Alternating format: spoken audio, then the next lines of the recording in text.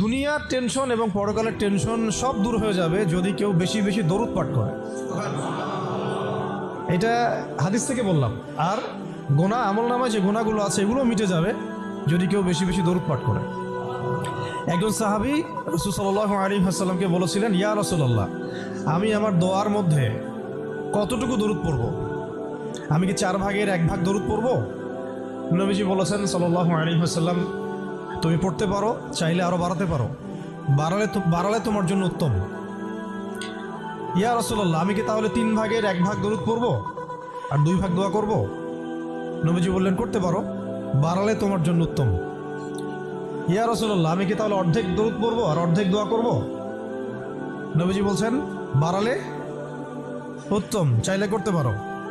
ইয়া রাসূলুল্লাহ, আমি কি তাহলে সারা আমার পুরো দোয়াটাই শুধু দরুদই পড়বো আপনার উপরে? তখন নবী সাল্লাল্লাহু আলাইহি ওয়াসাল্লাম বললেন, যদি তুমি এটা করতে পারো তাহলে তোমার কোনো গুনাহও থাকবে না, কোনো দুশ্চিন্তাও থাকবে না। তো যদি দেখেন যে দরুদ পড়তে পড়তে পড়তে দোয়ার সময় চলে গেছে, এতে আবার মানে মন খুঁতখুত করার কিছু নাই, বরং আপনি সবচেয়ে বেশি লাভবান হয়েছে। আরেকটা আমল আছে যে আমলটা করতে থাকলে দোয়াগুলো এর মধ্যে চলে আসে এবং আপনি দোয়া করে যেটা হাসিল করবেন ওই আমল দিয়ে তার চেয়ে বেশি হাসিল করে ফেলবেন ইনশাআল্লাহ। সেটা হচ্ছে কোরআন তেলাওয়াত করা। কোরআন তেলাওয়াত করা, এই কয়েকটা আমল কালকে খুব খাস করে খেয়াল রাখতে হবে ইনশাআল্লাহ। জুমার রাতের তো ফজিলত আমরা জানিয়ে বললাম প্রথমে। রাত যেহেতু হয়ে গেছে, আজকে কিয়ামুল লাইল না করে কেউ ঘুমাবো না ইনশাআল্লাহ। আর দ্বিতীয় কথা হচ্ছে কালকে জুমার প্রিপারেশন ভালো করে নিব। প্রিপারেশন কয়েকটা বললাম, সকাল সকাল মসজিদে আসতে হবে। জুমার খতিব আরবি খুতবা শুরু করবেন, তারপরে ঢুকবেন না, বয়ান শুরু হওয়ার আগেই মসজিদে আসতে হবে ইনশাল্লাহ। মানুষের সমস্যা থাকতে পারে, ওজব থাকতে পারে, এটা আলাদা বিষয়। এটা হলো প্রথম কথা, সকাল সকাল মসজিদে আসা, গোসল করা, ফরজ গোসলের মতো গোসল করা, তারপরে হচ্ছে উত্তম কাপড় পরিধান করা। উত্তম কাপড় বলতে আমার সবচেয়ে সেরা কাপড়টা। আর আমরা মসজিদে আসি কিন্তু অনেকেই একেবারেই রাফ একটা কাপড় পরে আসি, এটা উচিত হয় না। হাদিসে জিবরিল মিশকাত শরীফে আছে, ওখানে দেখবেন জিবরাইল আলাইহিস সালাম মানুষের রূপ ধরে নবী সাল্লাল্লাহু আলাইহি ওয়াসাল্লামের কাছে এসেছিলেন।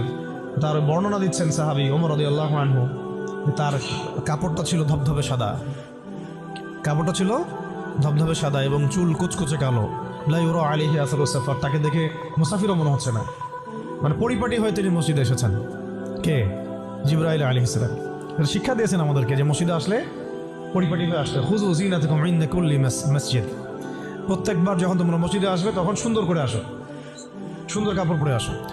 তাহলে সকাল সকাল মসজিদে আসা, হিসাব করেন কয়টা বলতেছে? 1, সকাল সকাল মসজিদে আসা, ফরজ গোসলের মতো গোসল করা, 3 কি বললাম, আতর খুশবু ব্যবহার করা, উত্তম কাপড় পরিধান করা, 4টা। 5টা হচ্ছে ইমামের কাছাকাছি বসা, ইমামের কাছাকাছি বসার চেষ্টা করা, 6 খুতবা মনোযোগের সাথে শ্রবণ করা। খুতবা দুটোই, বয়ানটাও এবং আরবিটা দুটোই খুতবার অংশ। যেহেতু আমাদের দেশের মানুষ মানে আরবিটা বুঝে না, এই কারণে বাংলায় বয়ান করা হয়, কিন্তু খুতবা কিন্তু আরবিতেই, খুতবা কিন্তু আরবিতেই দিতে হয়। অনেকে আবার বলেন যে মাতৃভাষাই খুতবা, এটা নিয়ে একটা ইখতিলাফ সৃষ্টি করে দেয়। এখন বলেন তো দেখি, সারা বিশ্বের মধ্যে কোন ভাষাটা সবচেয়ে বেশি বুঝে মানুষ? ইংরেজি। ঠিক বলছেন। কোন ভাষা সবচেয়ে বেশি বুঝে? তো এখন কি হজের খুতবাটা ইংরেজিতে দেওয়া লাগবে? হ্যাঁ, হজে বিভিন্ন জায়গা থেকে মানুষ আসে, এই যে কয়দিন আগে হয়ে গেল হজের খুতবা হয় না? এখন যেহেতু সব ইন্টারন্যাশনাল ভাষা হচ্ছে ইংরেজি, তেমন কি হজের খুতবাটা ইংরেজিতে দেওয়া লাগবে? খুতবা আরবিতেই। খুতবা কিসে? আরবিতেই। ওটা বোঝা আমার দায়িত্ব, আমাকে বুঝতে হবে। বোঝার জন্য আমাকে যদি আরবি শিখতে হয়, শিখতে হবে। এইভাবে ইসলামী খেলাফত যখন কায়েম ছিল তখন আরবি সারা বিশ্বে ছড়িয়ে পড়েছিল, তখন সবাই মোটামুটি আরবি ভাষা বুঝতো।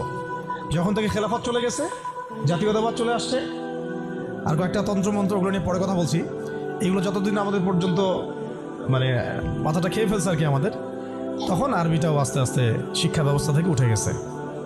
এখন আপনি এটা ঐচ্ছিক হয়ে গেছে, আগে বাধ্যতামূলক ছিল। তো খুতবা শুনবেন, খুতবা শোনার পরে খুতবা চলাকালীন কাউকে ডিস্টার্ব করা যাবে না। ডিস্টার্ব করা যাবে না বলতে, কেউ যদি পাশে কথাও বলে তাকে এটাও বলা যাবে না চুপ করো, এটাও বলা যাবে না, উচিত না। সাহাবেরা যদি এমন কেউ একটু বাচ্চা যদি দৌড়াদৌড়ি করতো, তাহলে ছোট ছোট এরকম পাথর রাখতেন সামনে, ওইটা দিয়ে ঢিল দিয়ে সতর্ক করতেন, খুতবা হচ্ছে বসো, মুখ দিয়ে বলতেন না যে বসো। মানে এইভাবে তারা খুতবা শুনতেন। এই কারণেই তো কথাগুলো কলিজা পর্যন্ত পৌঁছাতো এবং